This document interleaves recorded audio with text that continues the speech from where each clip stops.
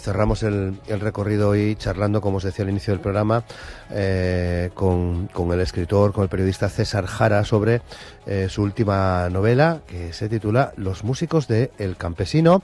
César Jara, ¿qué tal? ¿Cómo estás? Buenos días. Muchas gracias. Estimado colega. No sé si a ti te pasaba eso a veces, ¿no? De no saber en qué, pues sí, qué día vives. A veces uno se pierde, ¿no? Se pierde, sí, en la vorágine diaria. Los músicos del Campesino. Tu nueva historia. ¿Nos llevas a la guerra civil? Es una novela histórica, de ficción histórica, y es mi primera incursión en temas históricos. Anteriormente tengo 2 novelas publicadas de tipo policíaco, novela negra, tema social, y esta es una historia que se la debía hace muchos años a alguien, ¿no? Es la historia de un joven de un pueblecito valenciano poco conocido, que se va a la guerra con un saxofón y lleno de ideales y sobre todo con pocas ganas de pegar tiros, ¿no? Y se pasa casi toda la guerra pues en una banda de música, ¿no? Una banda de música que está dirigida por uno de los músicos cubanos más famosos de ese momento, y en torno a esa conexión de estas 2 personas, pues lo que cuento es una historia de amor y pasión por la música en medio de un conflicto bélico, y sobre todo una historia de amistad, de lealtad y de coherencia con los principios, ¿no? Bueno, a mí de mano ya me ha llevado a algún que otro sitio, por ejemplo, a rastrear un poco la figura de Julio Cueva, de este músico cubano, ¿no? Que tuvo una trayectoria musical importantísima, además. Era el músico más famoso en Cuba en 1936 y lo fue luego hasta su muerte en 1978. Es una figura muy popular, muy popular. Se encontraba en España con una orquesta de gira, había estado antes en París, en Londres, Barcelona, y cuando se produce la sublevación fascista militar en julio del 36, él está con su orquesta en Madrid. Y como es un militante del Partido Comunista de Cuba, se suma con un grupo de jóvenes cubanos a la lucha contra el fascismo. Como músico. Primero se integra en las milicias del famoso Quinto Regimiento en Madrid, pero enseguida alguien se da cuenta de que el ejército republicano también necesita bandas de música, y piensan en Cueva para dirigir la banda de la que sería una de las principales divisiones, la 46, mandada por Valentín González, conocido como el Campesino, que era uno de los mitos de las milicias que crea el Partido Comunista. Claro. ¿Se integra Julio en las brigadas internacionales? Él no estaba propiamente en la Brigada Internacional, pero todo el grupo de cubanos amigos suyos en Madrid sí se integran. Al final, de eso hablamos en la novela también, la incorporación de jóvenes antifascistas cubanos fue de alrededor de 1.200, que no son pocos. No son pocos, ¿no? No son pocos, de los cuales un tercio se dejó la vida en tierras de España. Bien, bueno, y se crea esta banda de la 46 División, la División del Campesino, al que llevas al título de la novela, ¿no? Sí. Entonces este joven, José Toledo, que te digo, es un joven de un pueblecito pequeñito de Valencia, pues, y el hombre era de ideas socialistas, tenía claramente unas convicciones políticas antifascistas, pero no era un joven que estuviera pensando en pegar tiros en una guerra, no era lo suyo. Y entonces las autoridades republicanas le reclaman junto a un primo suyo y otro grupo de jóvenes valencianos, y cuando está haciendo la instrucción en Valdepeñas, alguien le dice que en Alcalá de Henares el Campesino quiere una banda de música, y que, claro, hay un puñado de jóvenes valencianos, que ya había una tradición de bandas de música en esos pueblos, y se lo llevan a todos a Alcalá de Henares a formar la banda de la división. Claro. Bueno, pues este joven valenciano que es el protagonista de tu historia, Con ¿no? Julio Cuevas, sí, y otros personajes. Y otros personajes, porque ahí se abren Van distintas tramas, ¿no? Van apareciendo muchos personajes que fueron importantes, ¿no? dentro de la política o de la milicia del bando republicano o del bando fascista. Y luego van desfilando una serie de episodios. Incluso hay un capítulo, ya después de la guerra, cuando este joven José Toledo vuelve a su pueblo a rehacer su vida con su novia y su familia, pues recibe la visita en su municipio de un destacado, un asturiano. Hablamos de la Revolución de Asturias, de la guerra en Asturias y de la represión posterior en Asturias, porque se le presenta un señor que era asturiano, que va a pedirle ayuda allí al pueblo, porque está desterrado, es de esos republicanos asturianos que se come unos cuantos años de cárcel y después es desterrado y cae justo en el pueblo de Valencia donde está José Toledo, el protagonista, mientras que ya Julio Cueva ha pasado por las vicisitudes del exilio en aquellos terribles campos de concentración donde miles de republicanos españoles y brigadistas internacionales... Estuvo en Argelés, ¿no? Si no me equivoco, ¿no? Efectivamente, que fue un lugar terrible. Todos los testimonios que he leído de la gente que estuvo allí lo describe como un lugar terrible. Tan terrible o más que la guerra en sí. Claro que sí. Julio Cueva ya ha vuelto a Cuba y hay un episodio muy bonito que es que Cueva consigue localizar a algunos de los músicos de la banda y les escribe una carta personal a cada uno diciéndoles lo mucho que les recuerda, lo mucho que les quiere y les invita, si puede ser, a que vayan a Cuba a visitarle. Es decir, que al final la novela es una historia de cómo el episodio de la guerra, pero sobre todo el amor de esos jóvenes por la música y por las bandas de música, les une para el resto de sus vidas, más allá de lo trágico que fue todo lo que vivieron con la guerra y el exilio, ¿no? Claro. Otra de las reflexiones a las que me llevó esta historia, César, es precisamente a la música que ha estado presente en todos los ejércitos desde que los hay y en prácticamente todas las guerras, al menos en las del siglo XX, ¿no? No sé si hablar de romanticismo musical en un periodo de guerras es lo adecuado, pero se mantenía esa... Hombre, la música es fundamental. Hay varios libros muy, muy buenos de autores españoles especializados.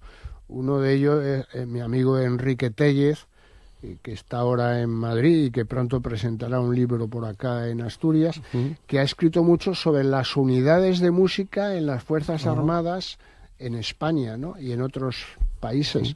Hombre, cabe recordar que ya en el siglo I de nuestra era, las legiones romanas que venían a conquistar las tierras del norte de España venían con música, y a guerrear con los astures y los cántabros, ya venían con sus pequeñas bandas de música, ¿no? Sí. De hecho, me encontré hoy con una información que firma Marco Antonio de la Osa Martínez, en la que habla precisamente un poco de esto que estamos... Y menciona la banda de la 46 División, pero también la banda de música Libertad de Bilbao, en fin, que vi que hay hay literatura sobre esto y me parece realmente interesante. Las bandas de música tenían dos actividades muy concretas durante la guerra, por lo menos en el bando republicano. Imagino que en el bando franquista era parecido. Formaban parte de un protocolo de actos oficiales en los que participaban esas unidades militares con su banda de música y ofrecían pues paradas militares, desfiles, participaban en actos en los que estaban presentes las primeras autoridades de la República, como el presidente Manuel Azaña o el presidente del gobierno Juan Negrín. De hecho, en el libro aparecen varias fotografías muy conocidas de esos actos. Y luego tenían otra función, que era llevar un poco de entretenimiento y de levantar la moral a las propias fuerzas los combatientes republicanos, ¿no?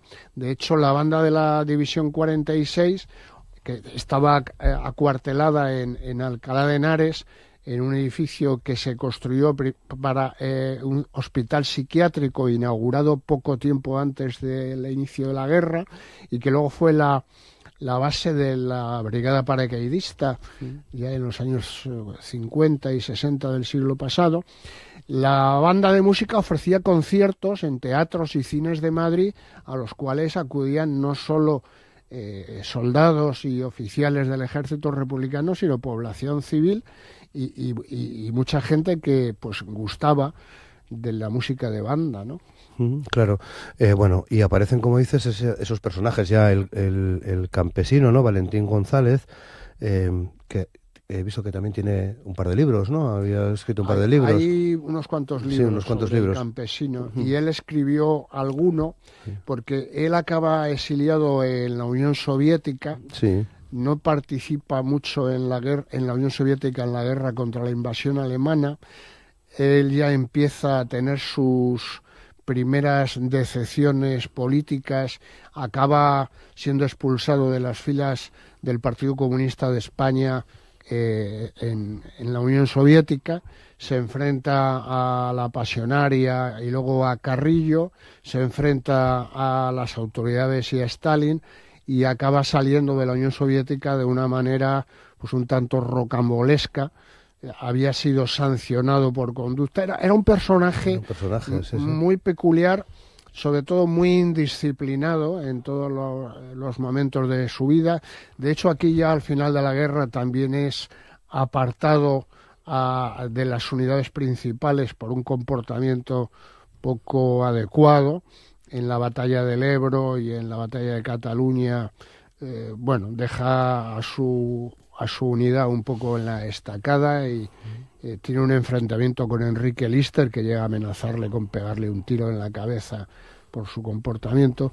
Y al final Valentín González acaba exiliado en Francia, malviviendo, y escribe un par de libros poniendo a caldo a la dirección del PC y a los dirigentes soviéticos, y alguno de esos libros está publicado por una editorial que detrás de todo ello estaba la CIA norteamericana. Los títulos ya dicen mucho, ¿no? Vida y muerte en la URSS y Yo escogí la esclavitud.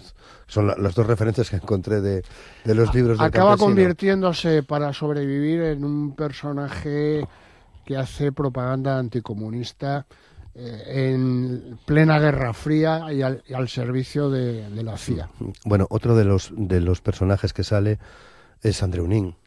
Andreu Nin, que para mí es un hombre que fue injustamente maltratado, injustamente asesinado, uno de los grandes errores del Partido Comunista de España, que colaboró con el servicio de inteligencia soviético de la época. Andreu Nin era un gran intelectual de la izquierda comunista que no estaba alineada con el estalinismo de la época, y por eso fue detenido, torturado, asesinado y desaparecido, ¿no?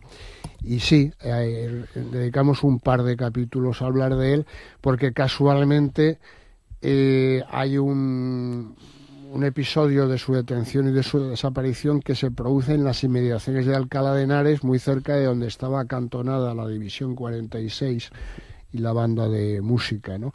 Y hay un episodio que es ficción, pero que podía haber sido realidad, en el cual el general Orlov, máximo dirigente del espionaje soviético en la España republicana, se enfrenta con el campesino. Tienen ahí una discusión muy fuerte, ¿no? Bueno, ¿qué planes tienes para los músicos del campesino? ¿Qué planes tienes para el libro? Ahí creo que ya... Se presenta el día 14 de febrero en la librería Matadero 1 en Oviedo. Tengo la suerte de que me va a hacer la presentación el responsable de esta casa, Francisco González, que como sabes también es un gran aficionado a la novela histórica, y que por ahí nos hemos conocido y hemos coincidido, porque estamos detrás de algunos personajes que a ambos nos interesan mucho, como puede ser el de Santiago Garcés, el joven socialista que dirigió con 23 años el Servicio de Inteligencia y Contrainteligencia de la República hasta los últimos días, que fue un hombre leal hasta las últimas consecuencias, hasta su muerte, al presidente Juan Negrín. Y bueno, se presenta el libro el 14 de febrero en Oviedo, el 19 de febrero en Moreda de Aller, y luego nos vamos a tierras valencianas, porque yo quiero hacer un homenaje a el hijo y a la familia de José Toledo, al cual le debía este libro desde que yo era un niño, un adolescente, y que iba a veranear a ese pueblecito, y que aquel hombre siempre... Al que conociste y trataste, por lo tanto, claro. Sí, porque siempre que llegaba en verano ahí al pueblo me contaba cómo se había pasado parte de la guerra con el saxofón y el campesino. Y de ahí surgió la idea, ¿no? Qué bien. Qué bien, o sea que 2 presentaciones al menos en Asturias. Sí, febrero, luego haremos seguramente Mieres también, vale. Haremos Gijón, me gustaría estar en la semana del libro de Gijón. Feria de Gijón. Sí, la Semana Negra y todo esto. Y bueno, pues ya veremos. No, pues seguro que salen todas esas cosas, ¿no? Pues ¿Le dedicaste mucho tiempo? ¿Fue un proceso largo el del libro? Más la documentación, ¿no? Porque aunque la novela uno puede inventar, por eso es novela, pero lo que no puedo es decir cosas que no son correctas. Yo no puedo decir, por ejemplo, que la División 46 estuvo en Extremadura cuando resulta que no estuvo en Extremadura. Hay que documentarse, ¿no? Y luego personajes como el campesino, que son tan contradictorios y tan polémicos, pues también hay que saber un poco qué es lo que hicieron en su vida, ¿no? No sé si esa es la parte más divertida, digo la de la documentación. Para los que venimos del mundo del periodismo, yo creo que es muy entretenido y divertido, porque es hacer periodismo, es escarbar. Claro, es lo que hacemos cada día en un medio de comunicación, ¿no? Qué bien.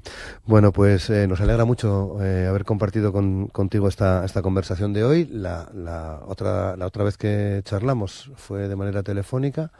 Sí, hablamos de la novela de Operación Cónsules. Operación Cónsules, que sigue viva todavía, ¿no? Sí, sigue viva y sigue de actualidad, porque como trata de las mafias de la prostitución y lamentablemente están ahí todavía, y aún no ha habido ocasión de que los partidos políticos se pongan de acuerdo en aprobar una ley para la abolición de la prostitución, pues ahí estamos. Ahí están.